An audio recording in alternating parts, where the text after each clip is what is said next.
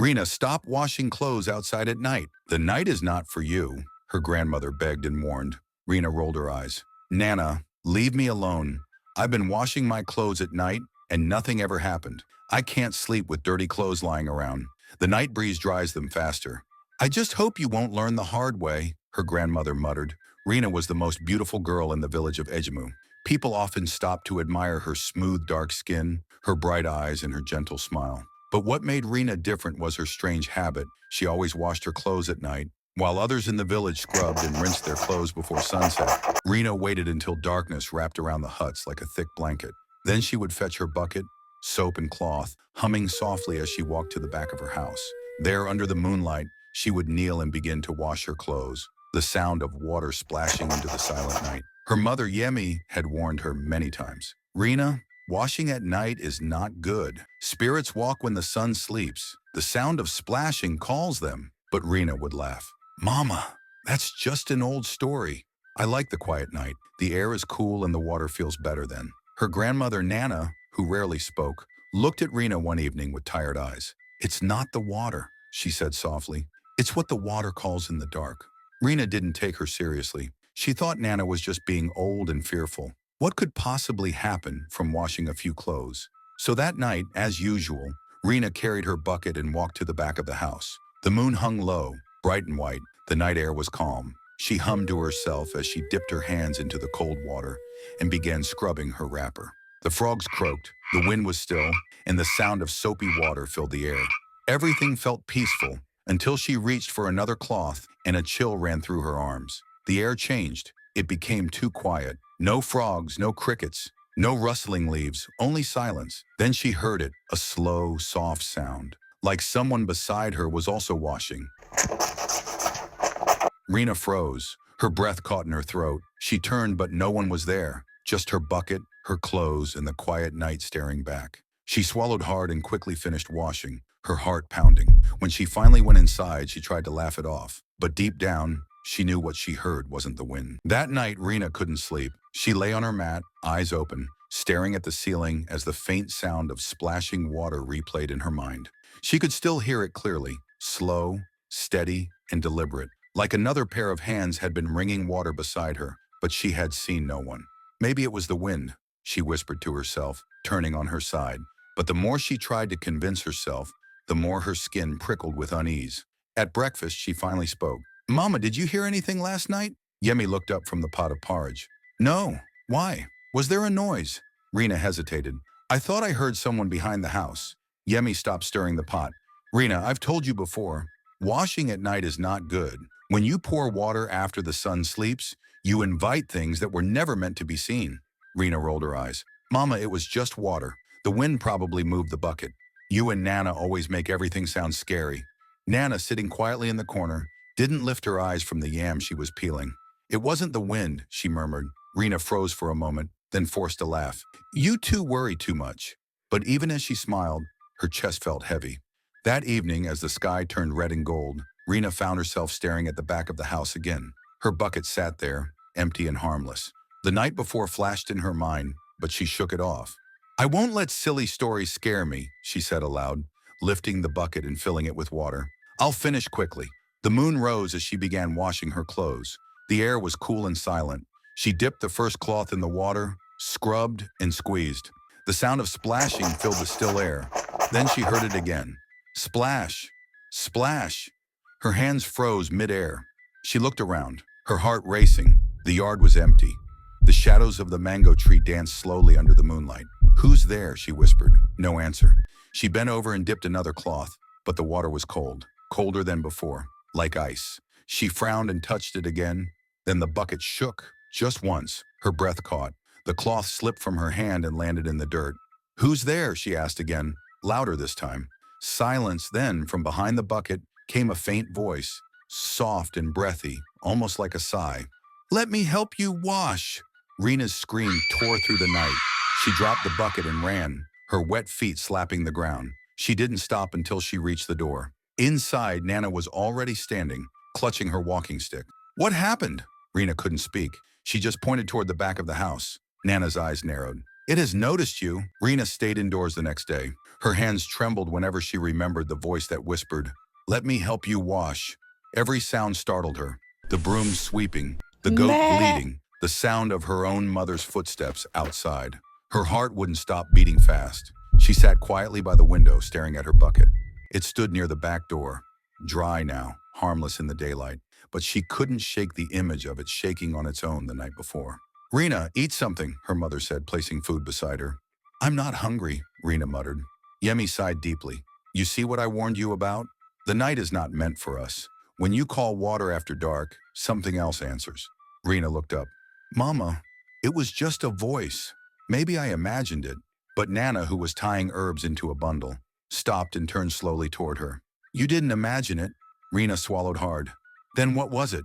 Nana's voice was calm, almost sad. "A washer spirit. They wander at night, looking for those who work when they should sleep. They say the spirit helps, but whatever it washes, it keeps a piece of." Rina blinked. "That's just a story." "Then tell me," Nana said softly, "why is your wrapper still wet?" Rina looked outside and froze. The wrapper she had hung outside before running in last night was hanging neatly on the line again, but it was damp, and it hadn't rained. She rushed outside. The wrapper flapped gently in the breeze, dripping water onto the earth below. Rina touched it. It was ice cold. "Mama," she shouted, "did you hang this here?" Yemi came running. "No, child." "I didn't touch it." Nana stood in the doorway, eyes dark and heavy. "It came to help you wash, remember?" Rina's heart raced. "No, no, that's not possible." That night she refused to go near the backyard. She locked her window, pulled her mat close to Nana's, and kept the lantern burning till her eyes hurt. But sometime past midnight, she woke up. A strange smell filled the room. Wet soap. The window was still locked. The lantern still burned low. But on the floor beside her mat lay something wet and folded neatly. It was her wrapper, and on it was muddy handprints. Not one, not two, many, as if someone had washed it again and pressed their hands into the cloth before leaving it there. Rina's breath caught. She touched the wrapper. It was freezing. The mud was fresh. From outside, the sound came again, like someone washing clothes in the dark. Rina didn't sleep the rest of that night. She sat staring at the wet wrapper until the first light of dawn crept through the window. Her eyes were wide and red. When her mother woke up and saw the cloth beside her mat, she screamed, "Rina, what is this?" Rina pointed at it, voice trembling. "It was there when I woke up." "I swear I didn't go outside." Yemi touched the wrapper, then drew her hand back quickly. "It's cold, too cold, like it came straight from the river." Nana stepped closer, staring at the muddy handprints. "It's marking its work," she said quietly. "Every time it helps you, it leaves a sign." Rina's voice shook. "But I didn't ask for help." "You don't have to," Nana whispered. "You called it the night you washed." That day, Yemi sprinkled ash around the back door and burned dry herbs, fanning the smoke through the windows. She tied red thread above the entrance and whispered prayers. But no one spoke about what they truly feared. By evening, Rina's fear began to fade. "Maybe it's over," she said. "Maybe it won't come back." Nana didn't answer. She only looked at the sky and murmured, "Night never forgets who called it." When darkness fell, the air felt heavier than usual. The frogs by the stream were silent again. The wind had stopped. Even the dogs didn't bark. Rina lay on her mat, but she couldn't stay still. The smell of wet soap still lingered faintly in the air. Then she heard it. Drip, drip, drip. Her head turned slowly toward the sound. The bucket in the corner, her washing bucket, was filled halfway with water, but she hadn't touched it since morning. Her breath caught. The water inside rippled gently, though nothing had moved it. Then a small wave formed, like something was stirring underneath. Rina whispered, "No." The ripple grew. The water spun slowly in a circle. Then, two pale hands rose from the surface, dripping water. They looked thin, bony, with long fingers that moved like they were scrubbing invisible cloth. Rina couldn't scream. She just stared. The hands wrung and twisted the air, then reached for the rim of the bucket. Water spilled over, dark and cold, spreading across the floor. Finally, Rina found her voice. "Mama!" she cried. Yemi and Nana ran in, the oil lamps flickering, but when they looked, the hands were gone. The bucket was empty. Only a puddle remained. Nana fell to her knees, whispering prayers. "It has finished what she started," she said softly. Yemi clutched her daughter's arm. "What does that mean?" Nana's eyes met hers, heavy with fear. It means, she said, it's not just washing your clothes anymore. It's washing you. The next day, Rina stayed close to Nana all day. Even the sunlight felt strange now. Too bright, too quiet. Every time the wind blew through the trees, she shivered. The sound of dripping water followed her everywhere, though there was none. She tried to act normal, helping her mother sweep the yard and fetch firewood, but she couldn't stop glancing at the back of the house. The washing lines swayed slowly in the breeze. When night came, Yemi locked every door and window. Nana placed a small clay pot filled with ashes and salt in each corner of the room. Spirits don't like clean things, she muttered. They hate salt. They love wetness and cloth that smells of soap. Rina nodded weakly. She promised herself she wouldn't go near water again. But promises meant little when the night began to whisper. She lay on her mat, the oil lamp flickering beside her. The smell of smoke and herbs filled the room. She finally started to close her eyes. Then she heard it. Rustle, rustle. Her eyes flew open. The washing line outside was moving again. She could see its faint shadow through the curtain, swinging from side to side, though the air was still. Rina sat up, heart thumping. "Mama?" she whispered. Yemi didn't answer. She was fast asleep. Nana snored softly on her mat. Rina swallowed hard and stood slowly. She tiptoed to the window and lifted the curtain. Her mouth went dry. Clothes were hanging on the line again, but not hers. The pieces were strange, long, pale cloths, heavy and dripping as though freshly washed. Water dripped from them, forming small puddles that glistened in the moonlight. As she stared, one of the cloths moved, not from wind, but from something beneath it, like there was someone standing under the fabric, breathing. It lifted slightly, just enough for her to see two wet, gray feet standing in the mud. Rina's breath caught. The lamp behind her flickered wildly. She stepped back slowly, her hand trembling against the wall. Then one of the cloths turned, slowly, as if it were looking at her. "Rina," a soft, wet voice whispered from outside. Her knees went weak. "Come," the voice said gently.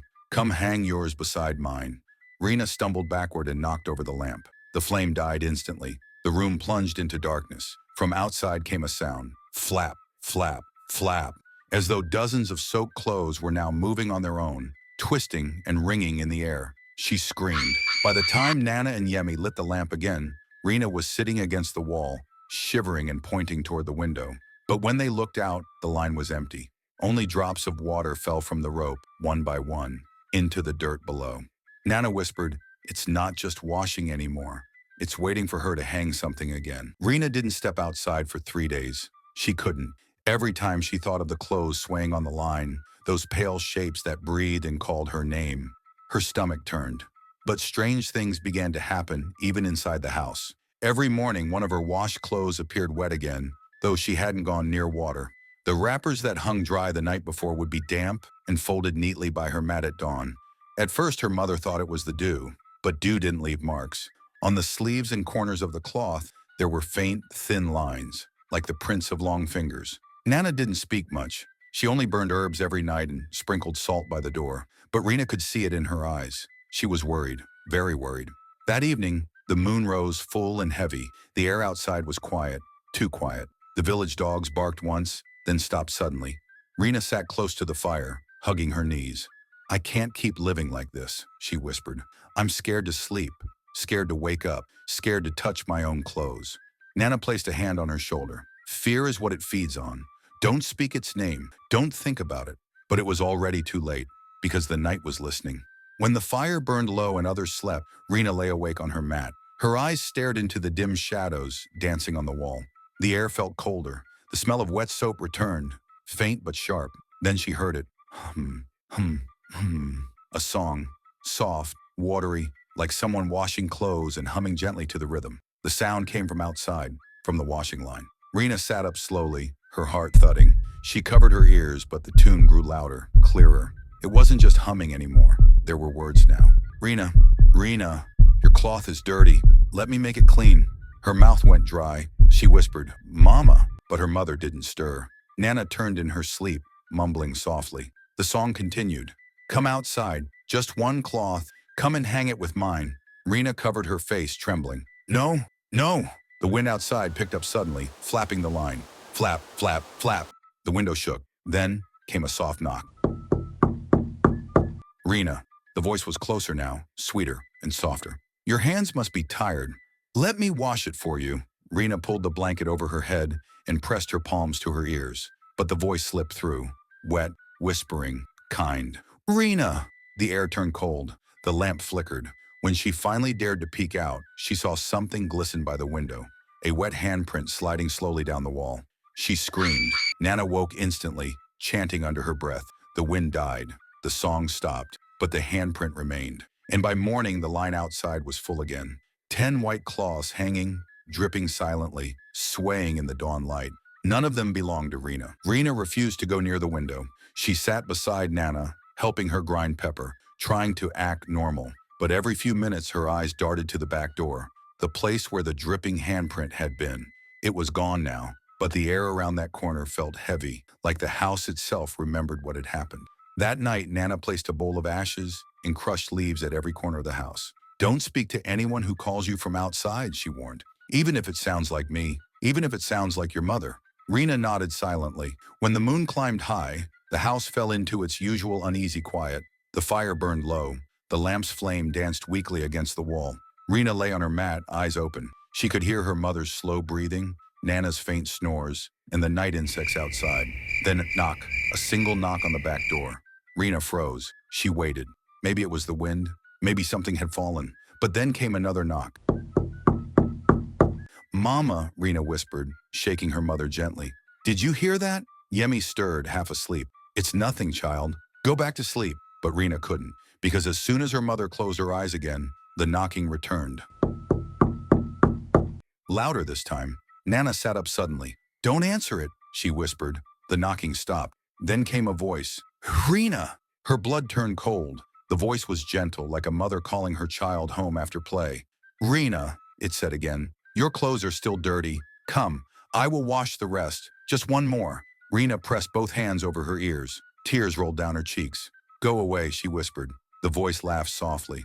A low, wet sound.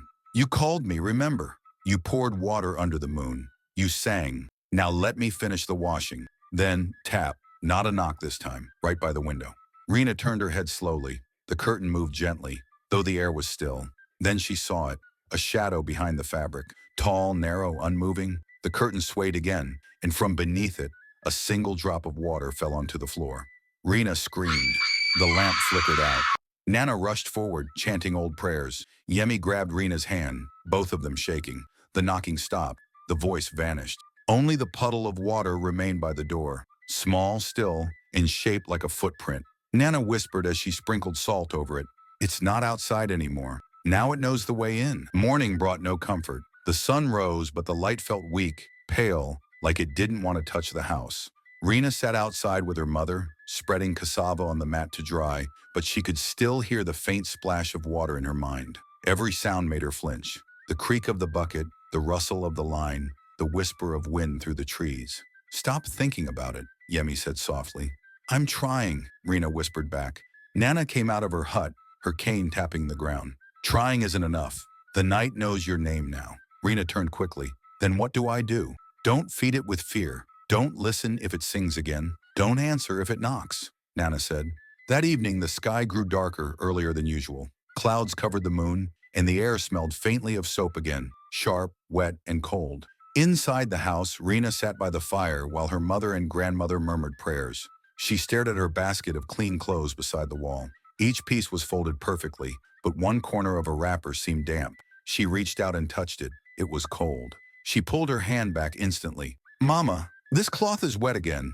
Yemi came closer. But I ironed it myself this afternoon. Nana leaned in. Don't touch it again. If you touch what the spirit touches, it follows your scent. Rina nodded and stepped away. The night grew still. The only sound was the crackle of firewood. Then the folded clothes began to move. Just a little at first, a twitch, then another. The pile shifted, slow and careful, like something breathing underneath. Rina gasped and stumbled backward. Her mother snatched the lamp and held it high. The light fell into the basket. The top cloth lifted it. No hands, no wind. It rose gently as if invisible fingers had picked it up. The cloth hung in the air for a moment, then stretched out, longer, wider, like arms unfolding. The ends twisted together, forming a rough, human shape that stood still in the flickering light. Rina? The voice was low, wet, and familiar. Why do you leave your washing unfinished? The figure took a step forward, water dripping from its hem. Yemi shouted a prayer. The figure froze. Then slowly it turned its head, though it had no face, and looked straight at Rina. Rina clutched Nana's arm, her voice barely a whisper. Nana, it's made from my clothes. Nana lifted her hand, throwing ashes into the fire. Sparks flew through the air. The figure trembled. The cloth began to twist and curl, shrinking into itself until it fell to the ground in a wet heap. The room went silent again. Rina's breath came in sharp gasps. It wanted me to finish washing. Nana nodded grimly. And if you had, it would have finished you. For 2 days, nothing happened. No singing, no knocking, no whispering from the line. Rina almost believed it was over. She helped her mother cook, fetched firewood, and even managed to smile again. But she couldn't forget the sight of her own clothes standing upright, dripping, whispering her name. She slept close to Nana every night, clutching the red tie around her wrist. Nana made her promise never to untie it. Then on the third night, the dreams began.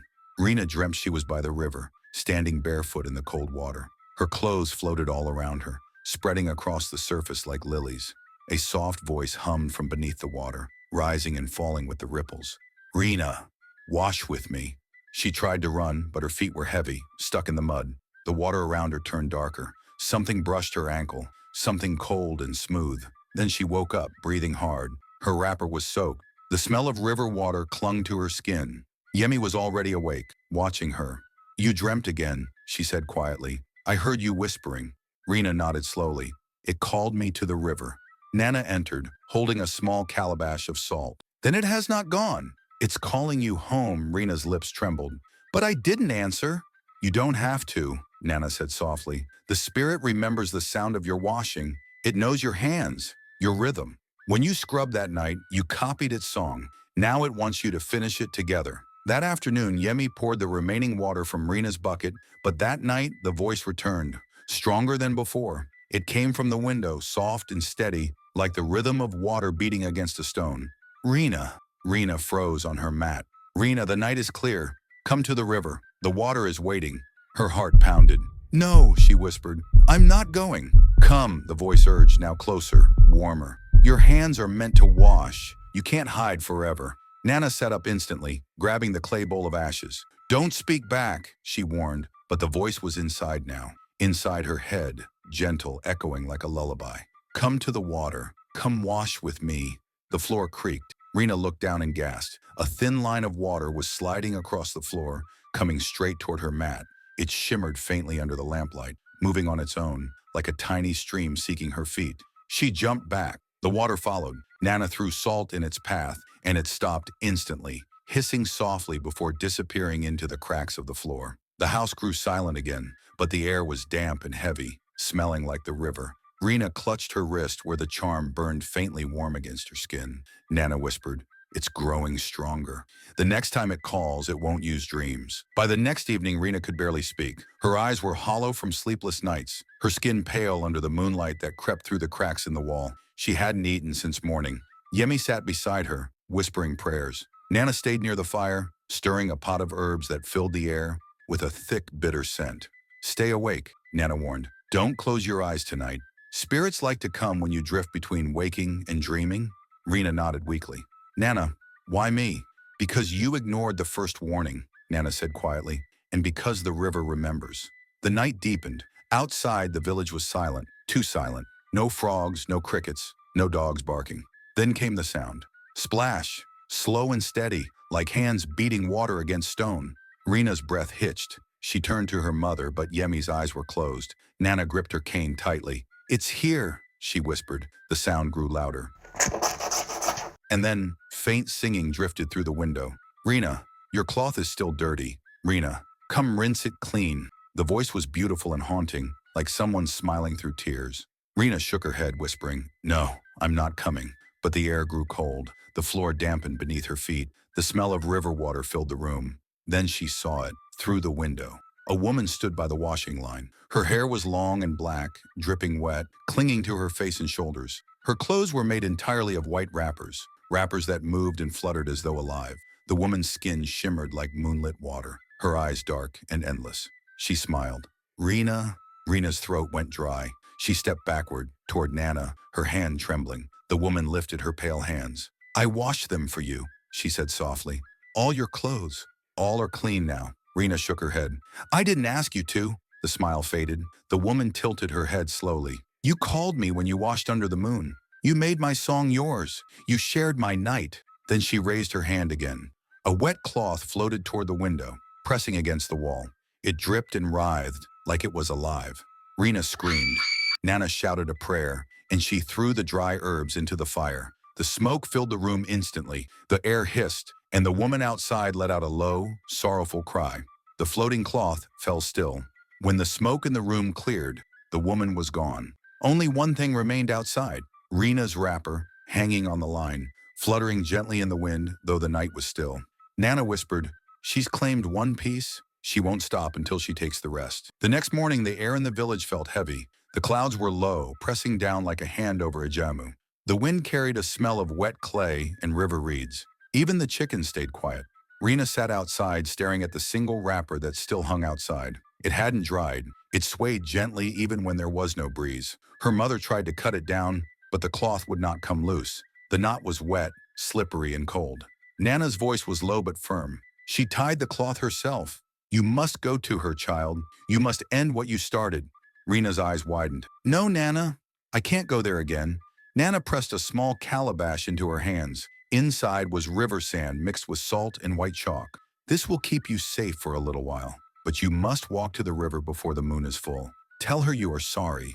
Rina's voice shook. What if she doesn't listen? Then don't run, Nana said quietly. The ones who run never find their way home.